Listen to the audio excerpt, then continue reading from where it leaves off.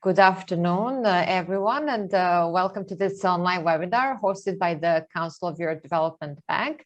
This is, in fact, a third event in a series of online webinars under a broad umbrella of inclusive and resilient COVID recovery.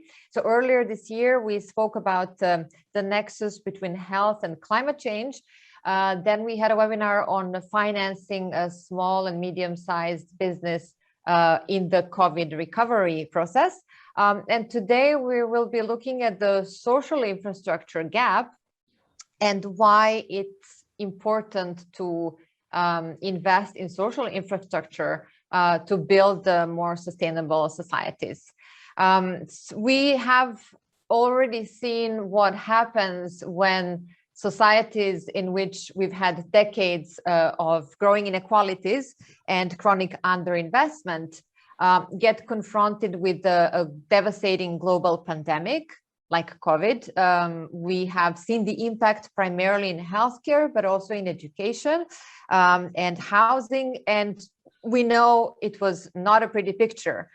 The big question is, have we learned the lessons of this crisis? And this is the questions that we will try to address today with our four panelists. But before we get into the nitty-gritty of this discussion, which I'm sure is going to be very, very interesting and very productive, I would like to give the floor to my colleague Monica Scatasta, who is a Director of Technical Assessment and Monitoring here at the CEB, for introductory remarks. So, Monica, I give the floor to you.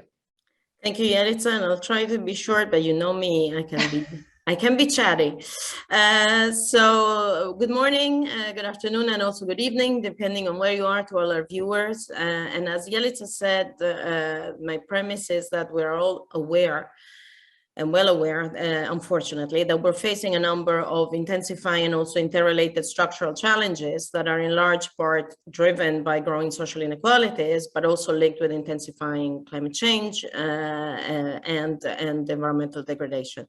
And together, these result in more frequent and intense emergencies that affect all countries, as we've painfully seen in Europe this summer, and take especially heavy toll on the most vulnerable groups in our societies. Crisis can set us back on the road towards more inclusive society. We've seen the estimates by the World Bank saying that in 2020 alone, the COVID pandemic pushed almost 100 million people back into poverty worldwide, and recent UNDP analysis indicated, as Jelica was also mentioning, that the pandemic has affected progress towards the SDGs in education, on reducing inequality, on gender equality, among others. So this nexus that can be identified between social and climate environmental issues is growing increasingly strong and visible. And we can say that the climate crisis is a social crisis. While climate change impacts can worsen social inequality, social exclusion weakens the resilience of our societies to climate and environmental and also health emergencies. But conversely, on the positive side, investing in social development and addressing climate and environmental related challenges can be mutually reinforcing. And this is why talking about, but especially tackling, we should be doing more tackling and maybe less talking, this nexus, linking social inclusion and the climate environmental crisis is so fundamental. And today, indeed, we will address how investing in social infrastructure can build societal resilience and help address the nexus head on. At the CEB, we've explored this in recent technical briefs that Jelica will help you reach by putting the links in the chat. And we've identified not only the interrelated nature of the challenges, but also identified investment opportunities that can generate social and environmental climate benefits together. Now, more recently, we've also explored this as regards to particularly the health sector. And I believe our previous webinar on this topic may be still available online. The pandemic also has reminded us of how many communities worldwide, it's really shone a light on how many communities worldwide, regardless of countries' GDP levels, per capita income levels, do not have sufficient access to quality social infrastructure that deliver inclusive, resilient and affordable services that are needed to deal with crisis and therefore enhance societal resilience. And indeed, we've seen it with COVID, that the most disadvantaged groups were hardest hit in terms of morbidity, mortality, and also in terms of economic impacts.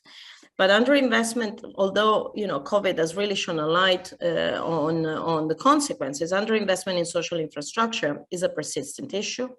And in fact, for instance, Eurostat figures had clearly indicated that pre-COVID in 2019, public investment in the EU27 stood at around 3% of GDP, almost 1 percentage point in GDP lower than in 2009. Now, this data refers to public investment, not to social investment, and we're going to hit in a second the issue of definitions. But for social infrastructure proper, other sources have shown this underinvestment compared to other types of infrastructure, such as energy and transport. So in 2016, we all have seen the high-level task force on investing in social infrastructure report, indicating gaps for Europe, a loan for 150 billion euros for social housing, health, education. Now, this may be actually much higher if we were to include other sectors for the provision of basic services, just such as access to water supply and sanitation, which is not yet universal by any means, even in Europe. So being able to measure investment needs and financial flows for public and private sources alike for social investment, as is done in climate action, is really important. But for this, we also need a convergence on a shared definition of social infrastructure and social investment beyond bricks and mortars. And for this, the ongoing work on a social taxonomy of the EU platform on sustainable finance will have to be looked at very carefully. But so we've discussed a little bit challenges. We need collective solutions, clearly, and key actors will have to play their own role with different roles and responsibilities. So subnational governments clearly bear the brunt in terms of having to provide social investment responsibility, and they account for about 2/3 of all public investment in G20 countries, but they must meet the needs of their communities while facing, in fact, dwindling or limited access to finance, and also in the face of increasing complexity of investment and investment projects, not least of which because of the nexus between delivering social objectives while dealing with climate and environmental issues. National governments play a key role in prioritizing social investment in national budgets and in defining the nature of the dialogue that will take place with local authorities on the definition of the priorities and determining also budget transfers to local levels. So we clearly have also a challenge of multi-level governance at play in this space. And then banks, public development banks, let's focus on the PDBs, I will call them PDBs from now on, can play a key role in addressing social infrastructure, the financing gap in particular.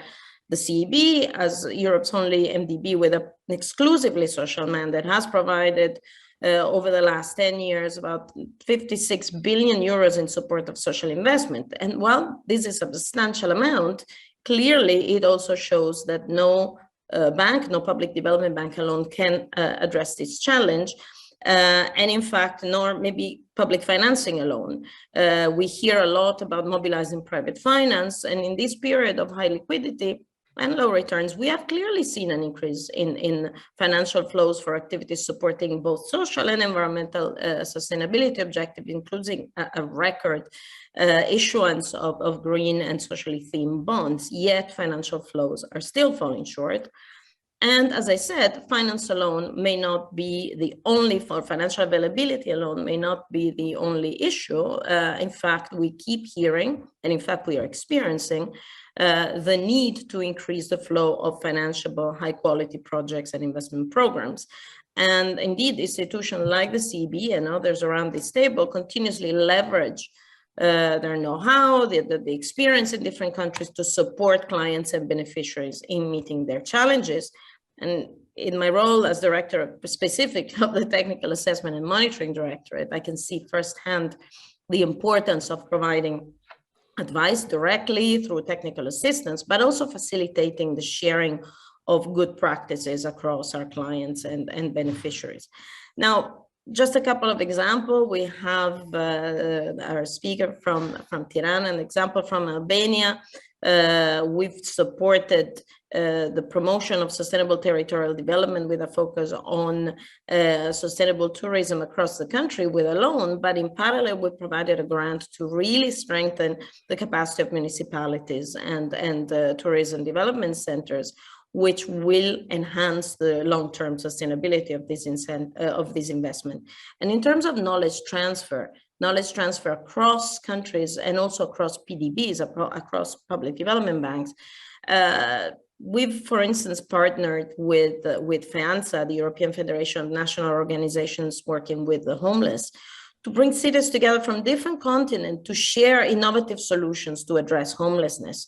And in the education sector, and we have been working with clients such as clients in Santani, in Finland, in Espoo, in Malmö, in Sweden, to develop a new approach towards more effective learning environments that can really maximize educational outcomes. And we're now, in cooperation with the European Investment Bank, piloting this in other countries, including Georgia, and further disseminating it through to other public development banks and financial institutions through our network on effective learning environments. These efforts need to be multiplied and more coordination is needed. And let me conclude by saying that in this spirit, the CEB and the Agence Française de Développement have joined forces and together launched earlier this year a coalition for social investment that stemmed from the Finance in Common Summit in Paris last November. And since then, a number of PDBs and international partners have joined from all continents, BOAD, ALID, Fondplata, but also our sponsors, ILO and WHO, and many have expressed interest to join. And at the upcoming Finance in Common Summit, which will be organized in Rome, 19th and 20th of October by our partners here present today at Cassa, Depositi and Prestiti, the coalition will report on its progress and make important announcements as regards future activities and new members. So please tune in on October 19th for the session dedicated to social investment at the summit. These are initiatives that foster cooperation and can really help identify coordinated solutions so that we leave no one behind. I am now looking forward really to the discussion. This is a discussion on an issue that is at the heart of the CEB's mission and of Europe's path towards achieving greater social cohesion and societal resilience. So thank you, and Jelica, back to you. Thank you very much, Monica. I am hoping that we will hear more about the Finance in Common Summit a little bit later in the discussion and other partnership initiatives, of course, to promote social investment globally.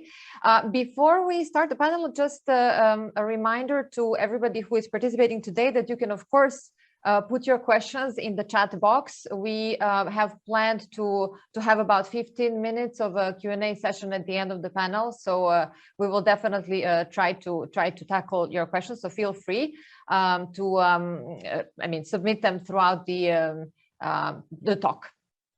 And so now at this point, I will turn to our panel. I think we are very lucky today that we have representatives of, in fact, major global actors when it comes to promoting social agenda, namely a representative of a national development bank, but then local authority, the EU and the UN, of course. So let's start with this discussion with our guest speaker from Cassa, Depositi e Prestiti, Antonella Baldino, who is the Chief International Development Finance Officer.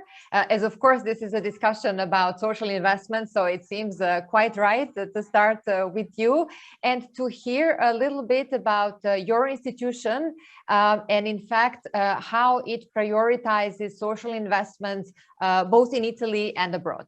So, Mrs. Baldino, floor is yours. Thank you, Jelica. Thank you for this introduction and good afternoon, everyone. Let me begin by thanking the CEB for this invitation to participate to the event and also to share with you the experience and the ambitions of Cassa, Depositi, Prestiti, or CDP, which has in its dual role as a national promotional institution and as the Italian development finance institution. In its 170-year history, CDP has consolidated a unique role in the Italian economy with a growing international perspective. Historically, the core activity of CDP has been the responsible use of national postal savings for public investments, supporting local and central administration.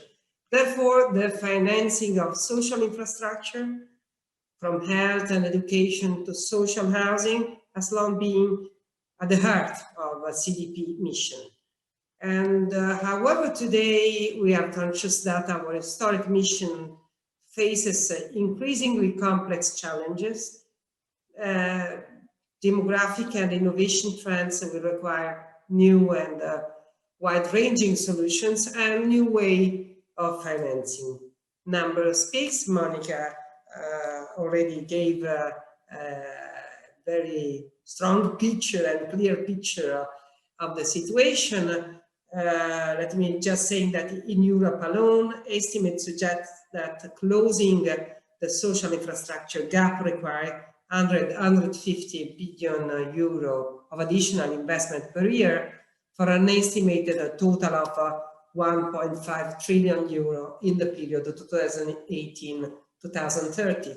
And the pandemic has exacerbated this scenario, highlighting the need for a rapid transition to an economic model that combines growth with a more resilient and inclusive society.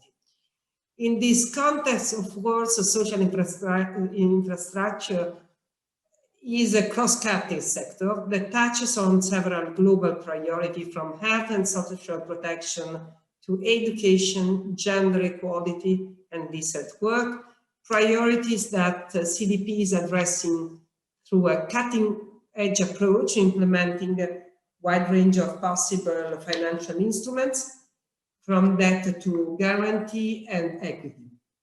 An example of our innovative engagement in this sector is our Fondo Investimenti per l'Abitare, or FIA, with CDP playing a role of the anchor investor alongside the Italian government. The fund is the national fund to support a private and social housing project. Today is the third largest residential fund in the world and the first residential fund in Europe with ESG characteristics.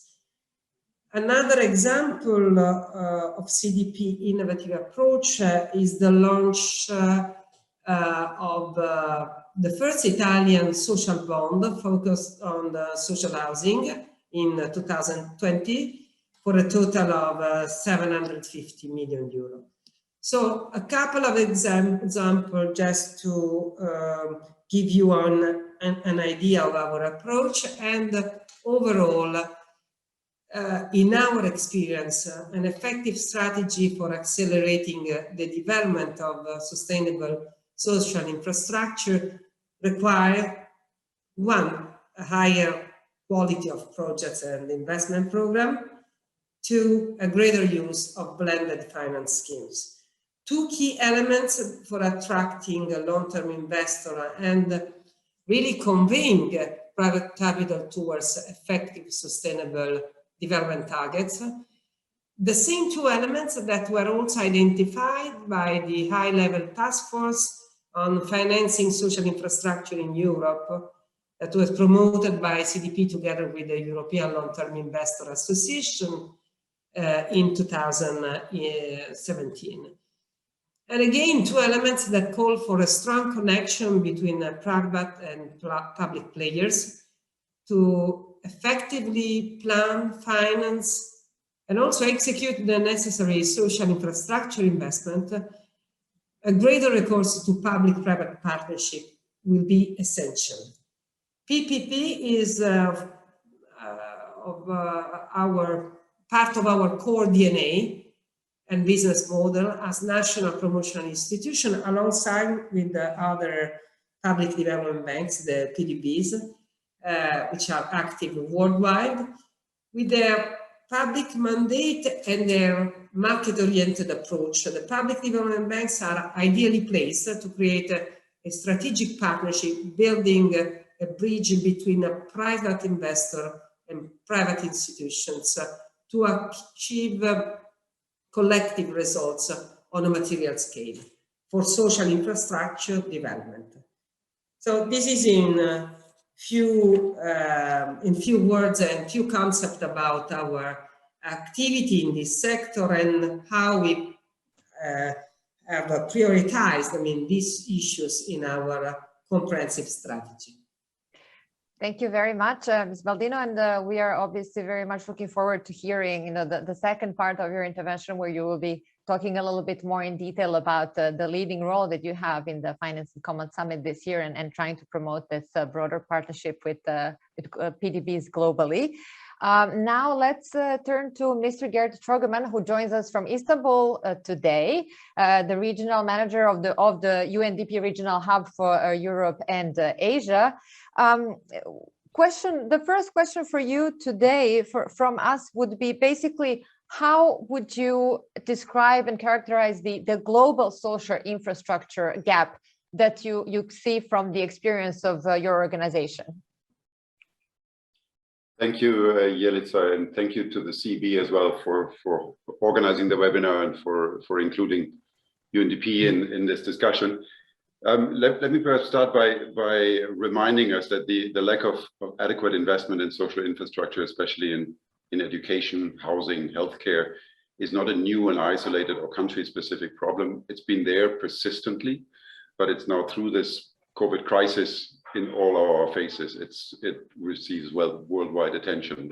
Let me put it that way. The impact of the COVID-19 pandemic on people's health and lives and livelihoods reminds us that the 2030 agenda and the SDGs are really more relevant than ever. I would argue, in fact, that the SDGs are the one agreed compass that we have to move us forward in a holistic and sustainable manner. And that brings all the elements together, Monica, that you mentioned in the very beginning of your keynote intervention. We consider the investment in COVID-19 recovery and in SDG acceleration as intertwined agendas.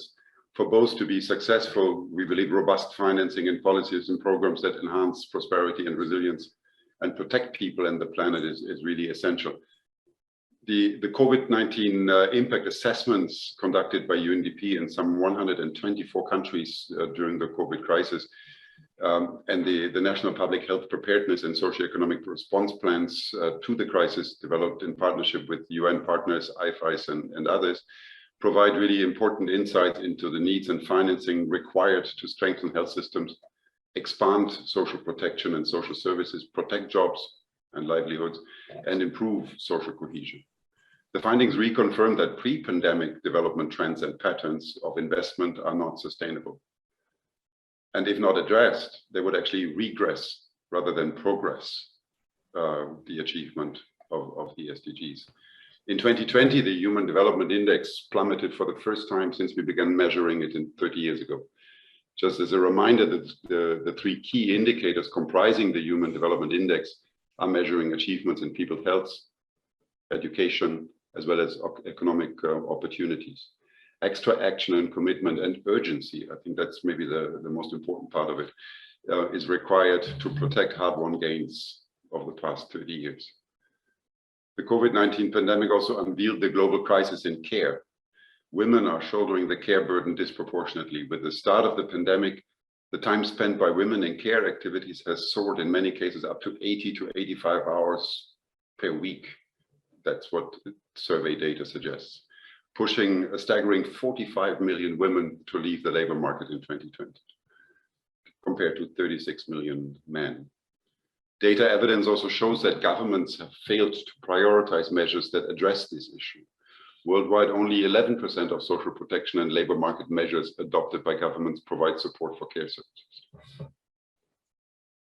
According to the COVID-19 Global Gender Response Tracker by UNDP and UN Women, men outnumber women 3 to 1 across COVID-19 government task forces around the world. Without women in decision-making roles, COVID-19 measures taken by governments are more likely to ignore women's needs and continue to entrench inequalities. Only 8 countries in the world have COVID-19 task forces with gender parity. This brings me back to the question of financing, Jelica. The social infrastructure gap is a systemic issue. It refers both to the scale of available financing and to the mechanisms we have available for making financing decisions. In 2021, developing countries are facing a shortfall of 4.2 trillion to be on track to meet the 2030 agenda. Delayed recovery due to unequal access to vaccines and the new surge of cases could further undermine their ability to invest in what we all describe as building forward better. UNDP research on sovereign debt vulnerabilities shows that nearly a third of the 120 low and middle income economies are either vulnerable or severely vulnerable to a sovereign debt crisis. Scaling up the investment in social infrastructure therefore demands a reorientation of financing decisions of the public and private sector, domestic and foreign investors. To support governments, the private sector and international financial institutions to accelerate investments into the SDGs, UNDP has developed a toolbox of instruments which can help investors make most impactful choices. For example, we launched the Data Futures platform, a policy modeling tool to help decision makers analyze the potential impact of policy choices before investments are locked in. In 15 countries, we've been working with governments and national partners on the development of SDG investor maps, an investment intelligence tool which by now provides a strong pipeline of very concrete investment opportunities for the private sector. UNDP provides support to some 70 countries to develop what we call integrated national financing frameworks. That means financing strategies which align and leverage public and private sector financing from domestic and external resources with the policy priorities and opportunities for innovation and for reform. These financing frameworks also serve as a partnerships platform for SDG finance at the country level with IFIs, with public development banks, multilateral development banks, all of them being engaged in the design process, actually. So all these tools, we believe, should help ensure that capital is allocated where it can be most profitable and impactful at the local levels, so as to overcome the glaring investment gap step by step in everybody's interest, and as Monica put it in the beginning, to leave no one behind at the end of the day. Thank you, Jelica. Let me stop here for the moment. Thank you very much for this evidence-based reminder of the importance of social investment for achieving Agenda 2030. Now, from global perspective down to local authorities are at the front line of all the major issues that we're facing today, from climate emergency to COVID recovery. So I'm very happy that we have Anuela Ristani with us, Deputy Mayor of Tirana. Anuela, you had to contend with 2 major earthquakes just several months before the COVID started. So can you tell us a little bit, how have your social investment priorities changed in the aftermath of these major events of the past 2 years?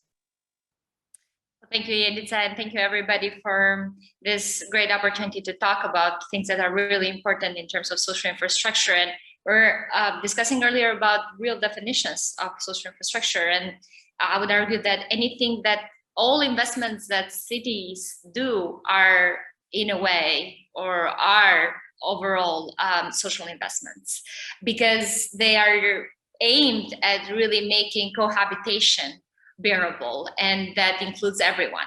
So, and by definition, when you are all inclusive in your investments and they are serving all your citizens, that means that you are making a social investment. But I don't want to, waste time on technicalities. I come from the trenches. So, it's great to hear you guys about policies opportunities here in the field, they just don't sound tangible unless, you know, you have a family being vaccinated no matter their income, unless you have a family getting food on the table when we are all in lockdown and they are not able to make the daily income on which they were depending on during times of pandemic. All of that is tangible unless you make sure that you have schools and kindergartens, nurseries in everywhere spread evenly throughout the city, so that those who are more vulnerable do not have to be dependent on public transportation, other means of transportation when they are not feasible in times special as this. And so in that sense, yes, coming out of a previous double crisis of that really showed us that the vulnerable are the one who do feel the impacts first. That really was amplified during COVID. And so one of the examples is, yes, we had terrible earthquake. And yes, we mitigated the fact that we didn't have major life loss. In the city, we actually had only one instance. But the people who lost homes by far came from most vulnerable communities. So earthquake was not, it was an issue of gamble. Yes, I mean, it happened in Tirana, it could have happened anywhere else, but the ones who did suffer were the ones who in the first place were more vulnerable to start, because they were living in low quality, they were living in shift places which they had built during our transition years without proper control, proper investment, and without proper infrastructure around them. Would that have happened in a more, you know, prolific neighborhood? Probably not. Would that have happened into families of upper medium income? Yes, damages could have happened, but by far most of the people who suffered were exactly coming from this kind of social cases. And so how does that change priorities? Well, it does, because we took that opportunity we took this instance and we said, what can we do so that we systemically invest socially? And one of the ideas and one of the things that we're doing is we have to get these people homes, and we have to handle pandemic. So how do you combine both of these things? We are not just building new apartment places of social housing. What we're building is we're trying to conceive whole new neighborhoods that are not just equally decent for people who need housing and for people who need to buy a house and can afford to buy a house. So, you know, this is quality building, but also because of the mixed use, which, you know, for those of you who are familiar in city management, mixed use in urbanism means that you do not just build residential areas, you do not just build business areas, you do not just build service areas, you build areas where all of this is combined. And what does that do? Well, in times of COVID, we realized that we had all of these neighborhoods that if they were dedicated for a specific function, they couldn't be used by people who needed them for alternative functions. So, you know, if you're building a gorgeous park in the middle of financial district, people cannot use it because nobody's going to the office and using it. But if you build a financial district in the middle of a residential area, then that park can be used by the residents in the after work hours, and can be used by people who actually work in offices during working hours. So that's the concept of the new neighborhoods. First of all, they're not mercy shelters for people who lost homes. So there are decent places where people get the same square footage according to, you know, the size of the family in new buildings. But because of the management of the city, now we're also able to provide the supply in the market where we are actually able to sell it on market value.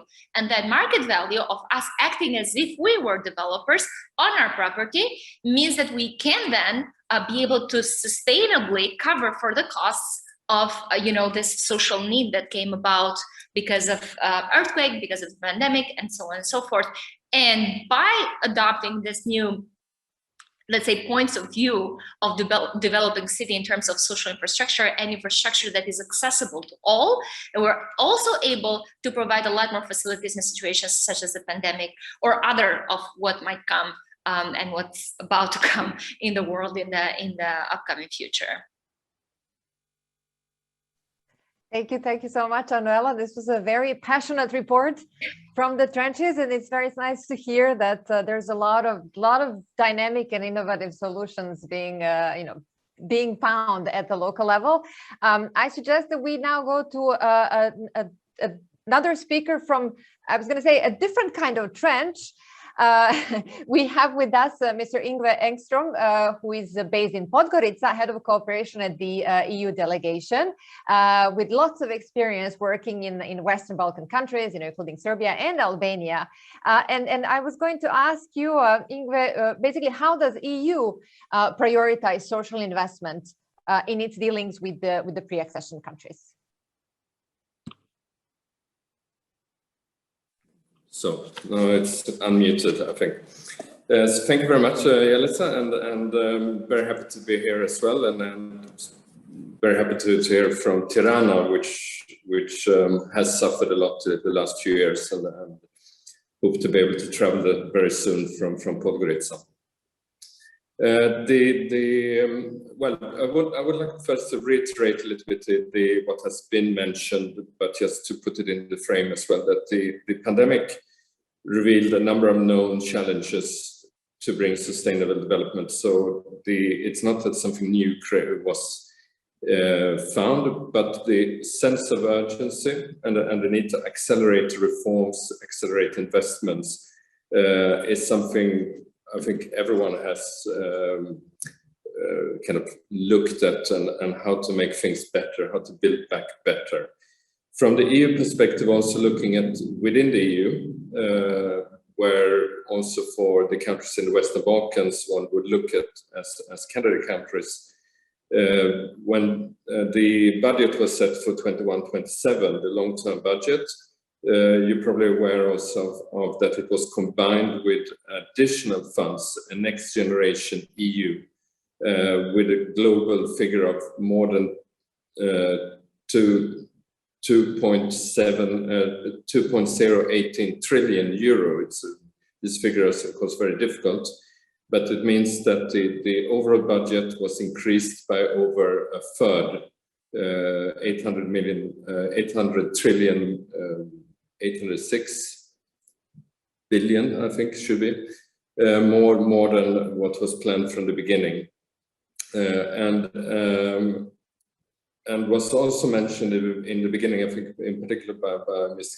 Scatasta, is the need to look at things together. You cannot look at social investments isolated from other needs which are very urgent and needs to be prioritized, such as the green transition, digital transition, and human capital in general.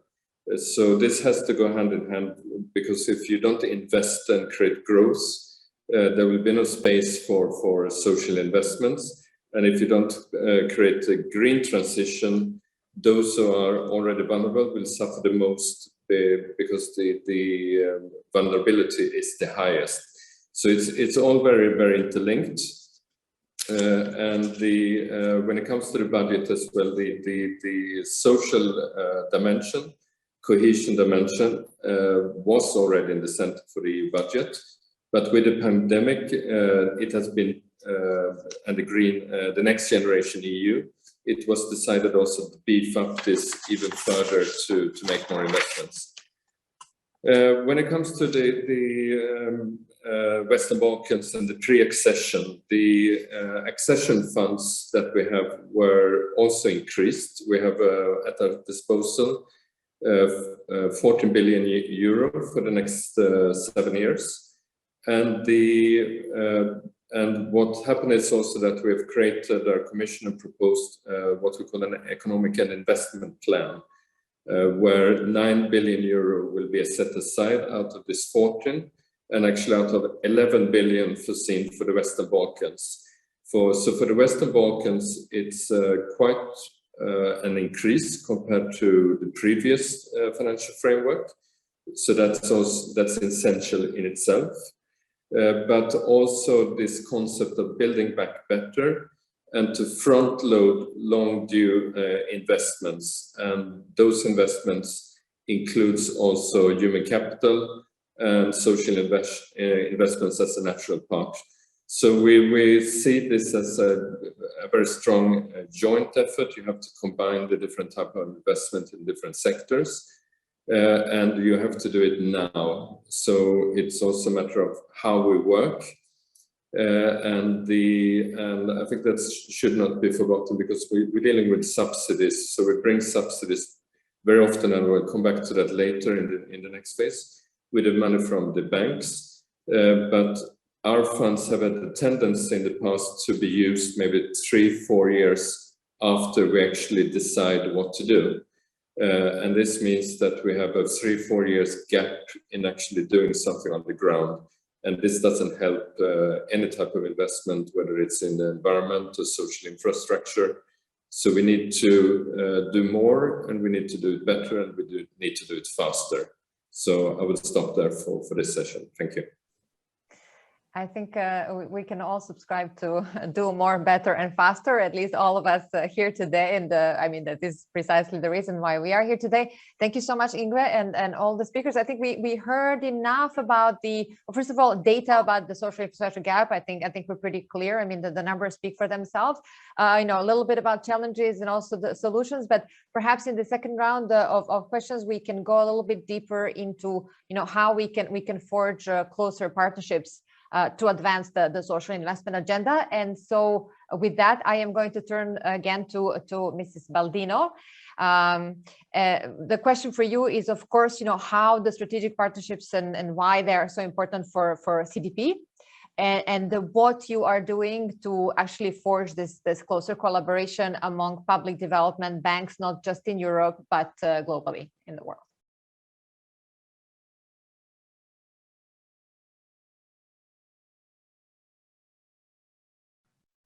Could you please unmute yourself, because we cannot hear you? Sorry. Yes, this is great. Thank you. So, yes, as we are all aware, forging, as you said, a strategic partnership is key for achieving true sustainable long-term economic and social development. This is a global challenge, therefore can only be met with a more determined recourse to multilateralism and partnership, and we would say also a genuine convergence of intent among all parties involved, including governments, international organizations, corporate, financial institutions, and civil society.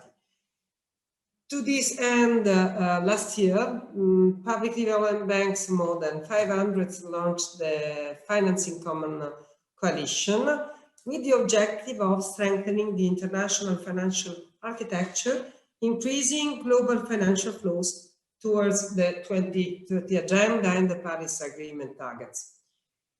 Public development banks can actually leverage on a common vision of what it takes to implement economic and social development in the right way.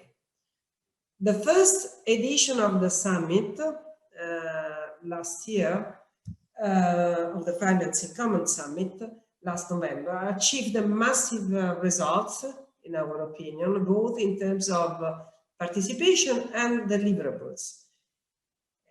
Also creating a robust consensus and a strong momentum, also in an extraordinary momentum of our history, on the current and the prospective role of public development banks.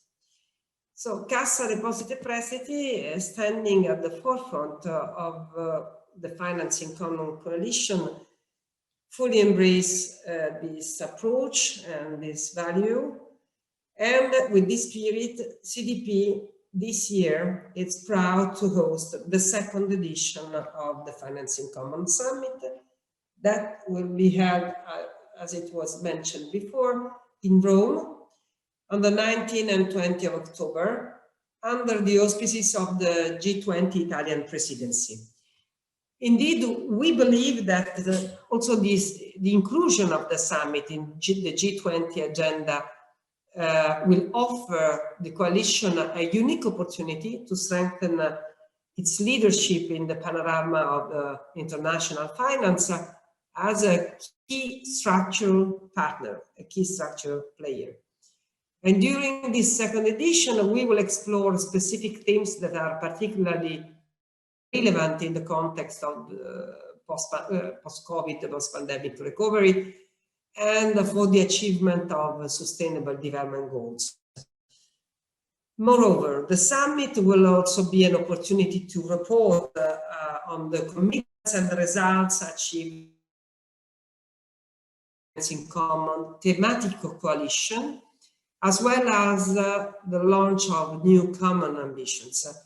And I'm pleased to announce that will also be a specific session dedicated to social investment, promoted and led by CIDA.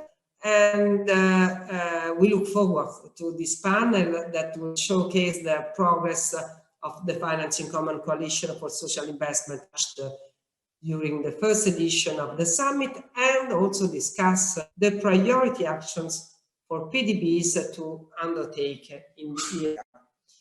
So therefore, this is, the program that we have in the next future. Really, the partnerships and cooperation with international public at international level are the strategy. And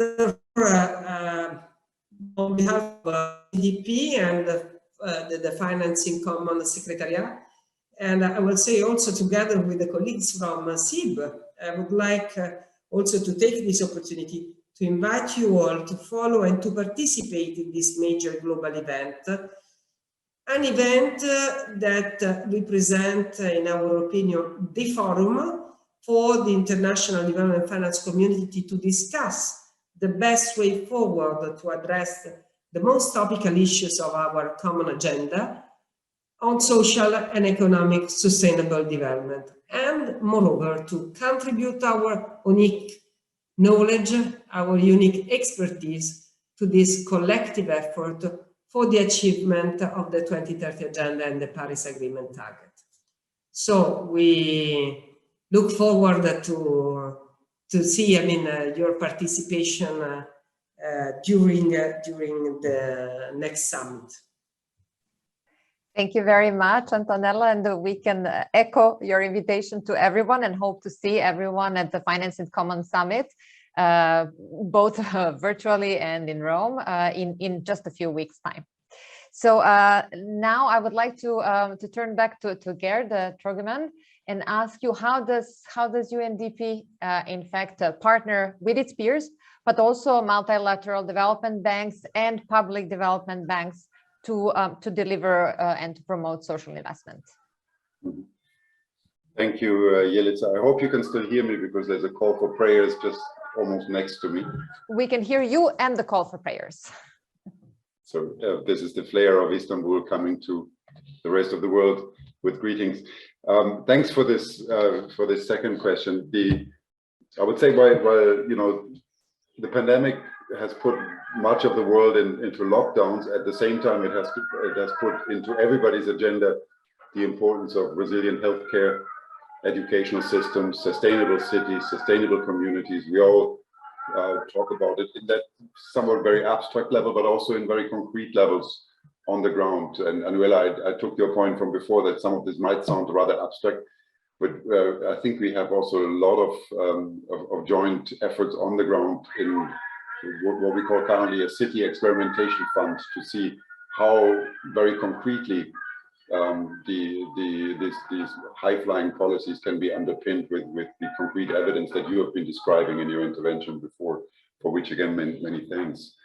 So the social infrastructure is crucial for health and vibrancy of communities. The vital assets they represent have become indispensable during the crisis. The pandemic has created more demand than ever for impact-focused capital. Right? Maybe that's the way to describe it. Demographic changes and the aging global population also present a headwind in this regard for investments in this direction. Governments alone cannot respond effectively to the crisis and protect vulnerable communities. I think that's very clear. Public investments are not sufficient to fill the social infrastructure gap. The support of the private sector is needed. We all talk about it, but it's here, I believe, where public development banks are uniquely positioned to play that important role of leveraging private finance and directing financing to where it is most needed. Thus, in a way, carving out the type of development pathways which put people and planet at the center of investment decisions right from the outset. UNDP partners in this regard with the public development banks in promoting impact-driven management of investments. For example, we are using the SDG impact standards developed by OECD and UNDP back in March this year, which provide clear guidance for bond issuers. The BRICS Development Bank, for example, issued a Sustainable Development Goals bond at a value of 67 million just not long ago. Investing in social infrastructure with a focus on impact yields not only financial returns, but also enables investors to align their portfolios with societal benefits, thus promoting social cohesion and the type of resilience that we all are starting to redefine, I would say, at the moment.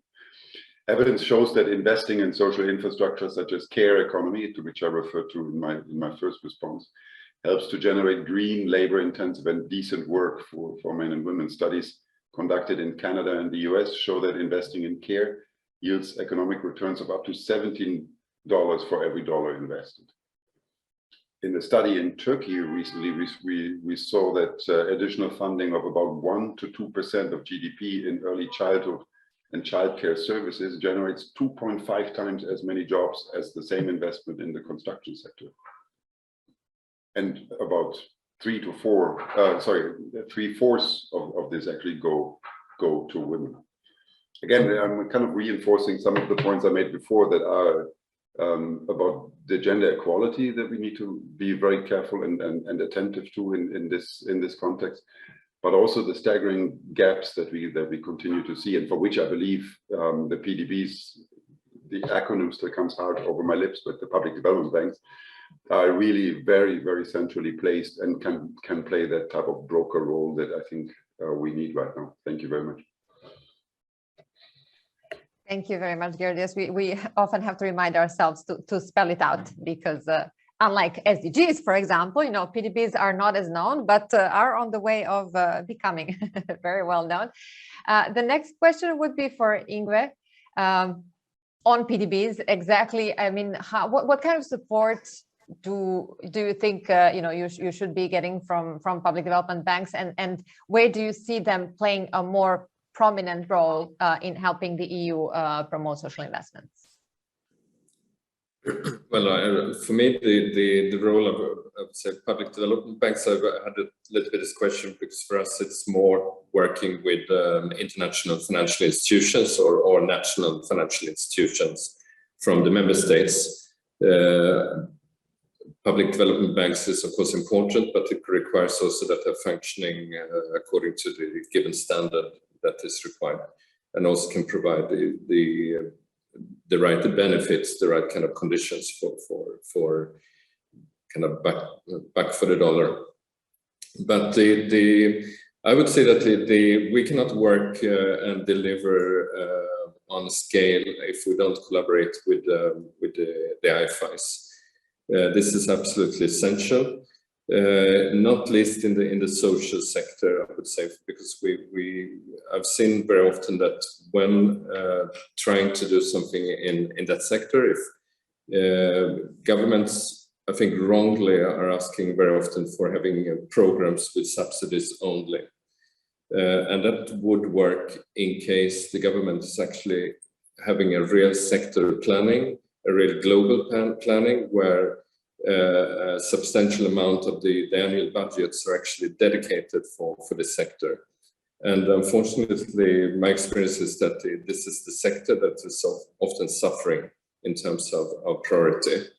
And for us to demand when we work to have a program which is blended, where we can have both subsidies and a bigger part from development banks, would give a bigger size and a bigger impact already. And it means that it can justify better in the annual budget, because the cost can be spread out over a longer period, which is of course important, because even if you can see very often the benefits are huge if investing in this area, sometimes the benefit will take time. So it's not these quick fixes where you see immediate advantage for the economy always, for employment, for the benefit of people, yes, but for the economy it might take time. Investing in education might be the most important you can do, but it will reveal results along the line. I would also see the role of us that we have a very good complementarity, that the investing in social issues and in infrastructure, there is a clearly need for an upgrading of infrastructure, whether it's health or schools or social activities.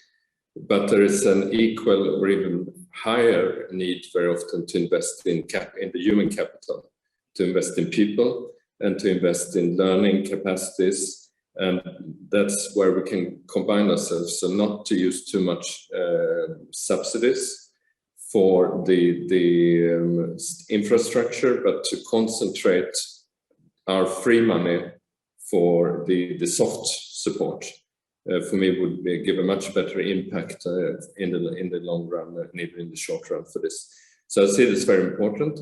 I also believe, and that may be something Anuela can refer to also, that there is a strong basis for private partnerships also in the social sector, investing in kindergarten, investing in schools, investing in hospitals. We should ask also for the private capital to come in together with the public funds. And we have, of course, from our own side, we have done that in the past more through different type of financial solutions. We have long-standing investment in European Fund for Southeast Europe, where we attract private capital for small lending to private business and to individuals and for social purposes. But there are many different ways of doing this. So to just conclude, we have to work together. In the end, it's of course the governments and the states and the municipalities who decide how to use the money. It's not us, but if we want to help properly, we have to work together. Thanks. Thank you very much. And now back to the trenches. So Anuela, what would be the lessons that you could draw for other local governments who are struggling to meet their social investment needs, and what kind of support and involvement would you expect from the public development banks? Well, first of all, the public development banks are not necessarily a source of direct connection for local governments, because it depends a lot from national policy and how autonomous local governments are to foreign assistance and foreign financing, especially. So in the case of Albania, Yngve should know because he's been here for a while, unless we are grant recipients, we cannot, even though we would be able to pay back, be direct borrowers to banks because of the national cap of national debt that is managed by central government. So in the example of Tirana, which is absolutely solvable in terms of in terms of finances, and we do make our money from developers rather than from mass citizens. So, most people here don't pay any tax to the city. Developers pay up to 9% of the revenues they make out of construction. Then this is in addition to other state taxes or VATs. And so my advice to those who have to balance their budgets is use every possibility there is, not just the banks, and not just direct contact to the banks, but do it through third parties as well. I'm not a big pioneer of private PPPs, but they don't have to be PPPs. They could be 4Ps, where you have a private company or a private enterprise who does enter into agreement with development banks for a purpose that is needed by the city in relation to a service that cannot be otherwise provided and financed for. Then it doesn't necessarily have to be on what the schemas on where the city is the one that is overwhelmed with the burden of being the guarantor, being the sovereign guarantee provider, and all those sorts of hurdles that for city governments, local governments, they are on top of all the other things that we need to handle. I'll give you an example. Tirana had not nearly enough schools. In a city that grew 5 times in population in the last 30 years, the number of schools might have been like maybe like less than 10% increase in terms of increase in the number. And so what do you do about that? Well, you either wait and build 1 school in 2 years, and then by the time that need is fulfilled, we already lost a generation and 40 years, or you do enter into this creative financing methodologies in which we had made an offer, a public offer to people to pay a cappuccino tax. And the cappuccino tax is basically €1 a month for the improvement of infrastructure, for the improvement of school infrastructure. That tax is collected to pay back in installments companies that have taken over to build the schools out of their own money and will maintain them for the next 7 years upon construction, so that when they do submit that asset to the city, that asset is brand new. And throughout these years, we have paid them back through the money that we've collected from the public and through the budget that we had allocated that would have built a quarter of a school a year in a given time. So it's not like a pure PPP scheme. If you want to go into the technicalities of it, it's not expecting development banks to finance us, because that would have also taken forever. It's basically using tools you have in order to tackle an immediate social need of kids going to school in 3 shifts, because you don't even calculate the hurdles of COVID and having to distance them. That also increased an extra shift. But as things were, no earthquake challenge, no COVID challenge, we had kids being piled up on top of each other because nobody had invested in infrastructure for so many years. And there was no obvious financing of being handled to the local government in that respect. Well, you guys did a few years ago, which that was the 10-15% increase I mentioned. But other than that, there was no other help. And obviously, when we're talking about these things, I don't want to pioneer the fact that, local needs are the most important and we should prioritize on that. Of course, countries like the Western Balkans are going through a variety of challenges, whether that's natural causes or otherwise. But in terms of being practical about things, I think that, yes, it could be really relaxing to sit around and wait for things to take their turn and to progress through all the procedures and all the know-how. But there are some things that you need to take action on. And usually people do not call central government and complain about their kids not being able to enter school. They call mayors. And so, that is a little bit sense of impatience and urgency that when you have to deal with social infrastructure, kind of like, enters into the flow. So sorry for that overly passionate comment. Not at all. Thank you. Thank you very much, Antonella. I mean, lots of innovative solutions on the local level as usual. I mean, I think we all love the cappuccino tax, but I was looking at Monica at the time when you said that, and I think we both had the same thought. €1 for a cappuccino. Wow, we're moving to Tirana, definitely. There was a little bit of skepticism in what you were saying, Anuela, in terms of the collaboration with the public development banks. But so all the more, we would like to extend our invitation to the Finance in Common Summit, because we would like to be able to persuade you and would like to show you a lot of examples of how we actually work with local governments all across Europe and the world, in fact. So rendezvous in Rome and virtually. We actually have time for a few questions, and there were two which came in through the chat box.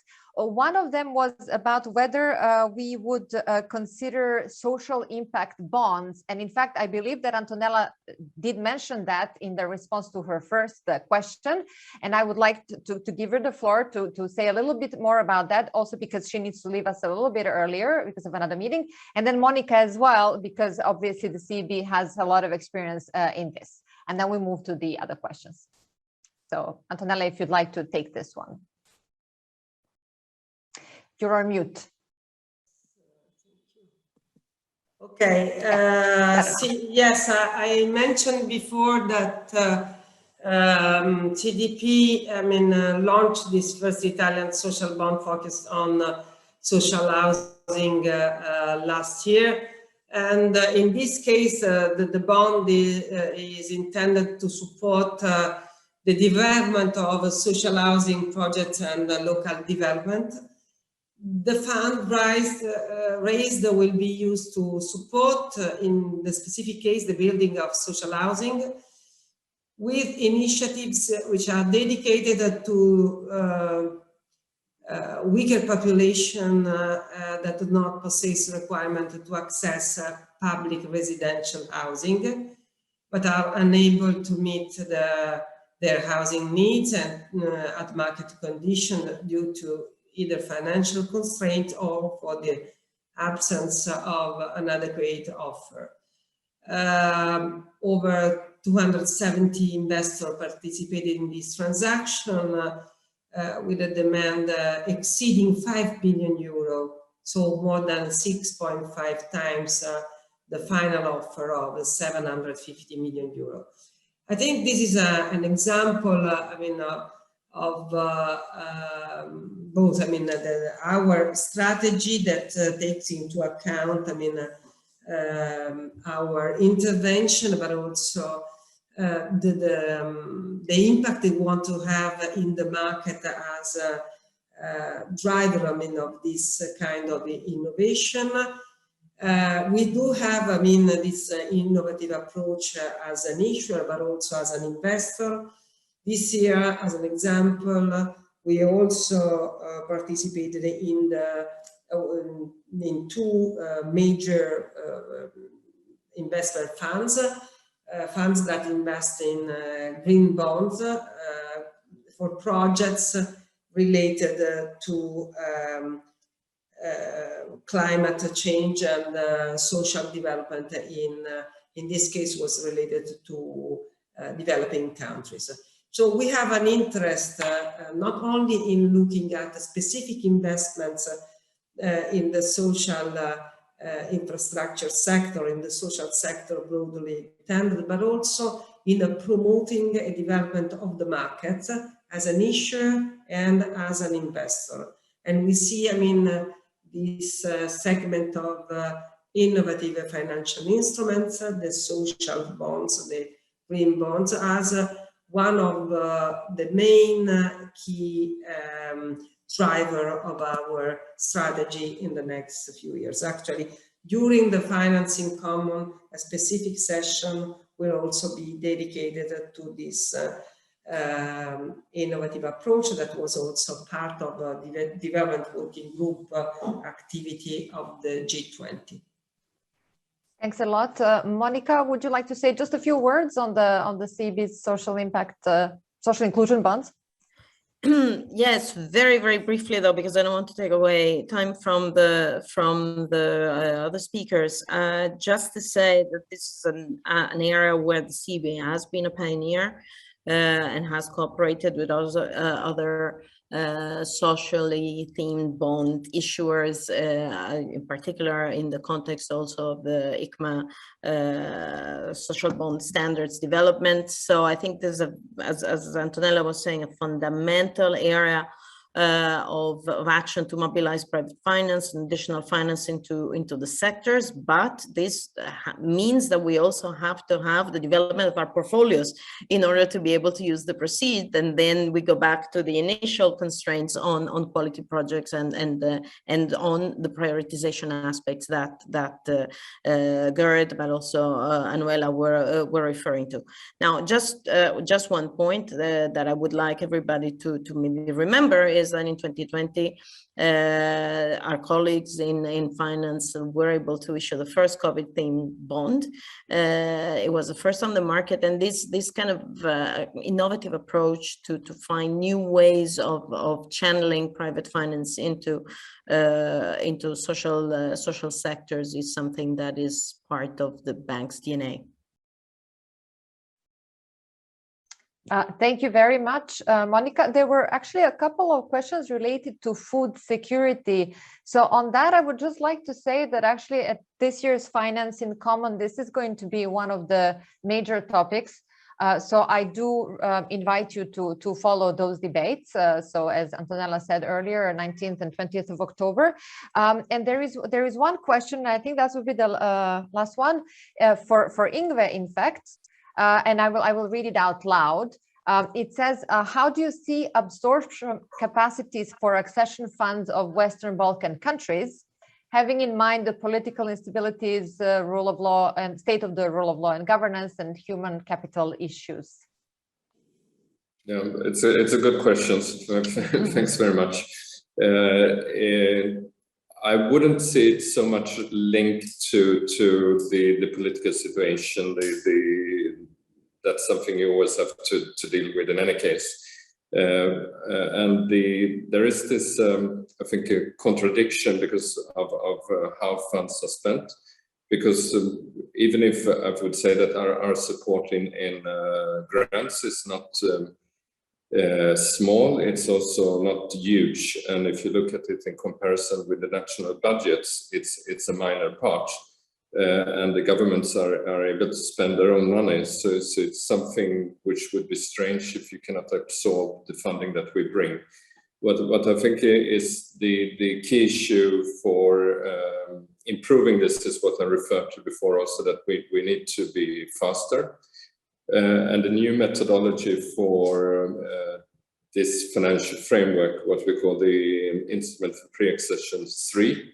Unfortunately, we have to do it a third time before accession. But that we would not put the money into action before it's prepared and ready to be implemented. And I think if we can agree and then the countries also can accept this methodology, it would mean that the funds will only be given when they can actually be absorbed. And this is very important. And we have a big responsibility together also with UNDP and the other IFIs to ensure that things are prepared properly, because then we can spend the money on what is actually ready and to go. And then we can do much better use in the economy much faster. Thanks. Thanks very much, Yngve, for this tricky question. I suggest that we now go back to Monica for some concluding remarks before we close the webinar. Monica. Thank you, Jelica. It was an extremely rich discussion, and I would like to thank everybody. Clearly, I mean, if I think now about the coalition going forward, you know, which had been focusing on doing more and doing better in this space, but we've been hearing also, guys, do it faster, and then yes, also do it together. So let me start from something that Anuela told us from the trenches. Indeed, do it faster, and also make sure that the money reaches us.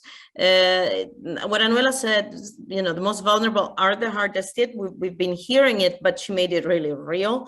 And what I found very important in her first answer was this focus on needing a systemic change and systemic solutions, not just focusing on one infrastructure, one specific project, but rethinking the urban space, really thinking about we can have access and neighborhoods that are vibrant, that have the access to all of the economic opportunities and also the social infrastructure that are needed without being subject then to the potential disruption of transport systems or others. And I think that this new thinking on the development of the urban space, I see it also done at the OECD. It's really something on which we're going to also focus in one of our upcoming technical briefs, in fact. But less talking and more action, but we will also be looking at it as part of our reflections on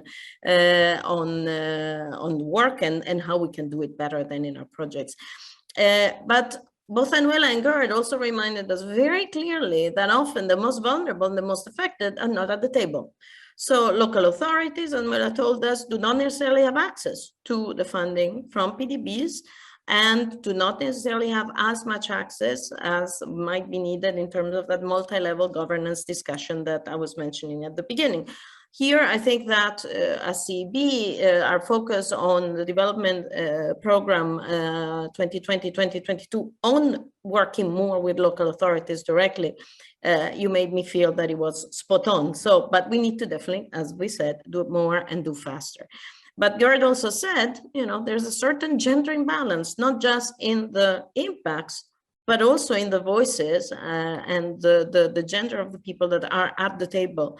And so it's a question also of maybe rethinking global decision-making systems so that better solutions that are more tailored to the people that are actually affected the most can be identified. We all talked about urgency, and Gerd and Yngve clearly put that on the table very, very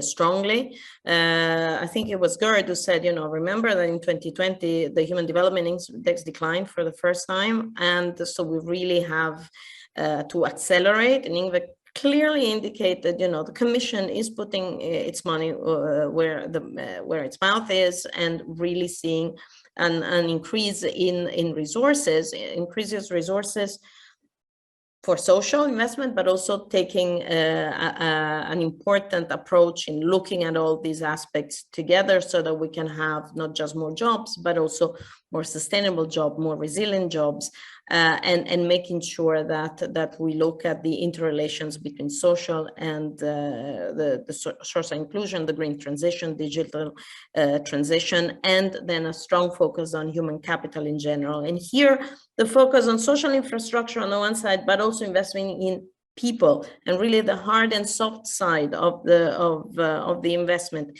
came to the fore quite prominently in the discussion, I think.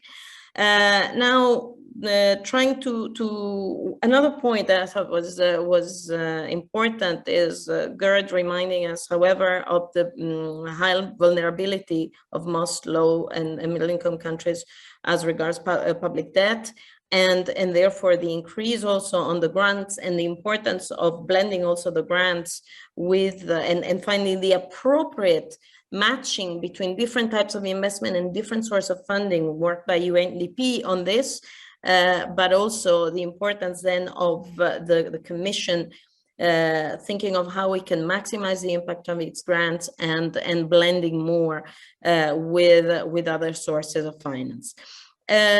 Clearly, the issue of recognizing that public development banks are a piece of a much more complex puzzle, and that public funding alone cannot do it, and therefore that we need to think of new ways on how we leverage private finance, but also a word of caution from Anuela saying, not necessarily only in the form of PPPs, but there are other ways and more creative and innovative ways in which also local authorities can generate new revenue streams from new ways of, for instance, finding ways to extract financial flows from final beneficiaries to make sure that we actually have the possibility of bringing the private sector to invest in social sectors. and to make sure that they do so in a way that when actually the asset is transferred to the public authority, it is in good order and it's achieving its objectives. So I think that, as I said, what I heard is it's not only about doing more and doing better, doing it faster, being more innovative, doing it together. And for that, I think we will reconvene in Rome and take this forward, hopefully with more members in the coalition. And let me stop that there and say that I'm looking forward to that. Thank you very much. Thank you very much, Monica. Excellent summary. I would like to thank our speakers for their time and for their passion. Of course, thank you everyone who tuned in today. And of course, we would like to see you all at the Finance in Common Summit. So in a couple of weeks' time. Meanwhile, if you are in Tirana, please buy that cappuccino and support the City of Tirana innovative financing solutions. So have a very nice afternoon and hopefully see you in Rome. Thank you. Thank you. Thank you. Thanks. Bye. Thank you all. Bye-bye. Thanks, everybody. Bye-bye. Thank you, everybody.